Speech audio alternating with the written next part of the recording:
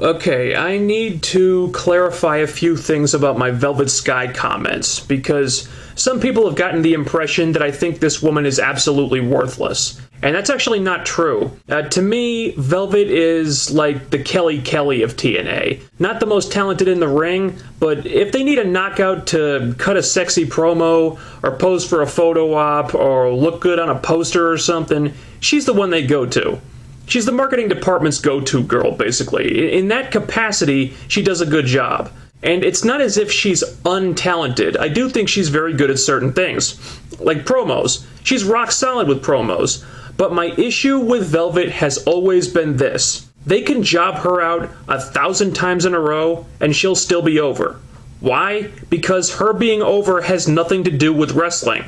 She's over because of her looks, her personality, her mic skills, etc. But there is no reason to put this woman in the ring. And I've said this before, you could literally make her a manager who never wrestles, and she could still do everything that got her over. But they keep trying to push her as a wrestler, and the results are just never any good. They want Velvet to be their Kelly Kelly, but the truth is she'd be better off being like the modern day Sunny. A girl who's all about sexiness and personality and entertaining people, but she doesn't wrestle because, number one, that's not an area she excels at, and number two, there's really no need for her to wrestle.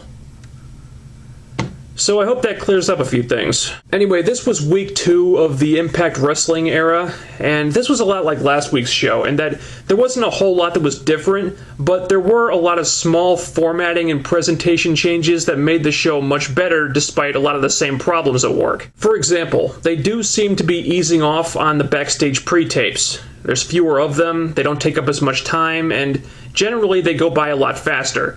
This frees up a certain amount of time, and astonishingly, that time looks to have been given to the in-ring product. Yes, believe it or not, there does seem to be more wrestling on the show now.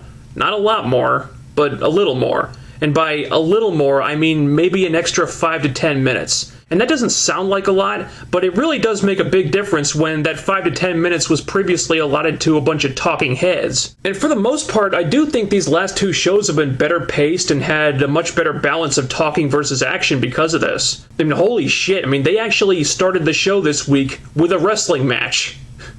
I can't even remember the last time that happened. I don't know why the hell it was a street fight, but it went about 9 minutes.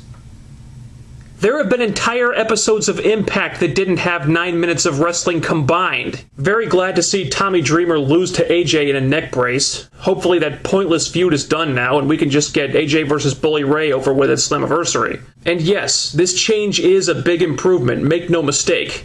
But they need to take it further.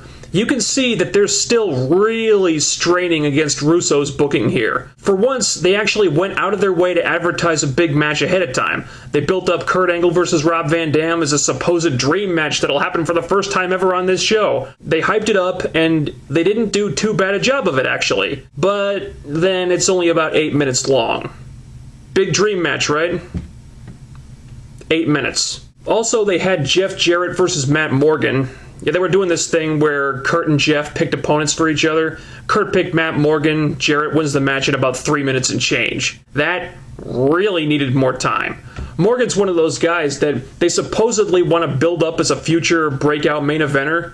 He should not be losing matches in 3 minutes to anyone, let alone a glorified mid-carder like Jeff Jarrett. It looked like they were trying to make Morgan look strong in defeat since he only lost because of interference and otherwise had the match won, but it was just too damn short. And of course, Karen had to get involved like she always does, which leads me to a very important question.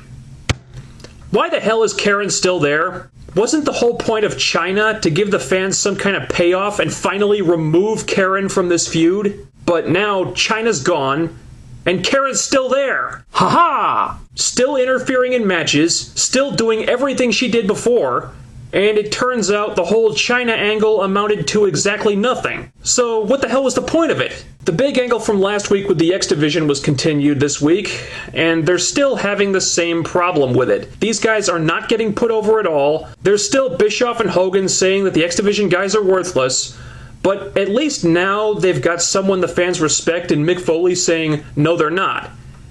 That's a step in the right direction, at least. But if they want this to work, they have got to ramp it up. They've got to start putting these guys over in a major way. Because if Destination X is going to be an all-X Division pay-per-view like they hinted it would be here, they basically got a month and a half to rebuild the entire division from the ground up, which is no small feat at this point, especially after last week. And this week, too, and Brian Kendrick challenges Abyss for the X title, and Abyss beats him in like 5 minutes.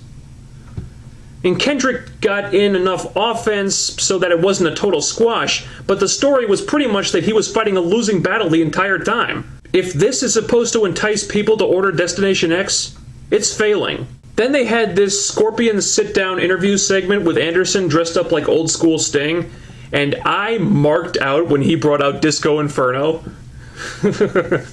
Fuck all you haters, alright? Disco Inferno is awesome. Unfortunately, he was playing it straight. Why would you bring in Disco for this thing if he wasn't going to act like the jackass that he is? See, unlike Eric Young, Disco Inferno is actually funny when he acts like a jackass. But he wasn't in character here, he was just Glenn Gilberti. And that kind of bummed me out. But anyway, Anderson beats the shit out of him and Sting makes the save. Anderson was really good here, but frankly, the segment dragged on longer than it needed to. As did the Hogan-Bischoff promo. See, Bischoff comes out, and he just drones on and on and on about how Hogan one-upped Mick Foley and played the network for saps, and then he makes this whole big production of bringing out Hogan, when the fact is, you really could have sent them both out there at the same time and saved about 5 minutes. See what I mean about them still struggling against Russo's booking? There is a bit more wrestling right now, but there's still way too much unnecessary talking on the show. Then they did the segment where ODB explained why she attacked Velvet Sky last week, and I can't believe I'm saying this, but I liked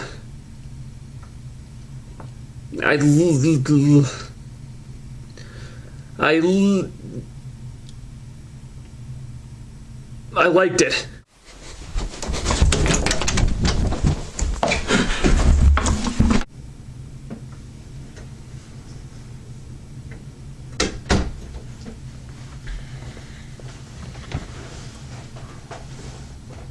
Sorry, reflex. Look, I'm not a fan of either of these women, you guys know that.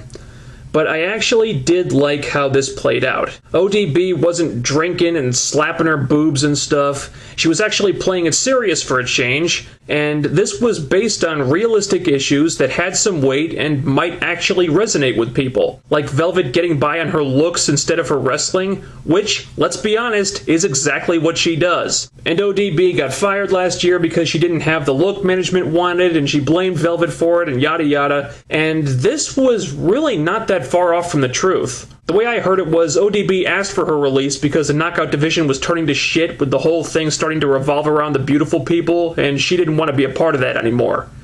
Yeah, join the club, ODB. I'm not looking forward to this feud at all, because any matches these two have will probably be atrocious, and I'm sure it's just going to lead to Velvet getting put over again, which I just think is a complete waste of time, because she's already got like 10 different feuds, but honestly, I did think this angle was pretty well done, especially when you compare it to the other big angle with the Knockouts right now, which is the Winter Angelina thing.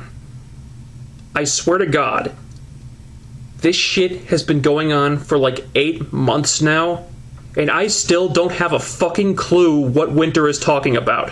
Apparently she's like a time traveler, or she thinks she and Angelina were lovers in a past life or something.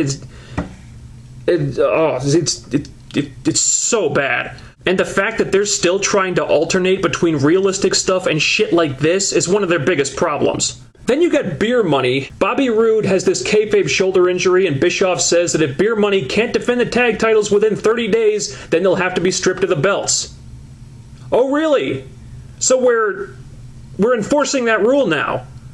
That's funny, because I seem to recall a period of time not that long ago in which Madison Rayne went about 3 fucking months without defending the Knockouts title, and she was never stripped of it.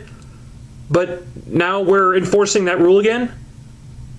Because the plot demands it? Because it's what you need to have happen in order to move the story forward? Gosh, TNA, if I didn't know any better, I might consider that kind of lazy writing on your part. And the last thing I'll cover is the Gunnar Eric Young thing. I'm still not sold on Gunnar, but I will admit I was beginning to slowly warm up to him. Then they did what they did here. Let's play a little game, shall we? This is a game called How Not to Get Someone Over as a Heel. Answer the following question. How do you not get someone over as a heel? Is the answer A, have him grab a handful of tights to win a match? B, have him nail somebody with a chair shot? C, have him put a fan favorite babyface in the hospital? Or D, job him out to Eric Young in 5 seconds?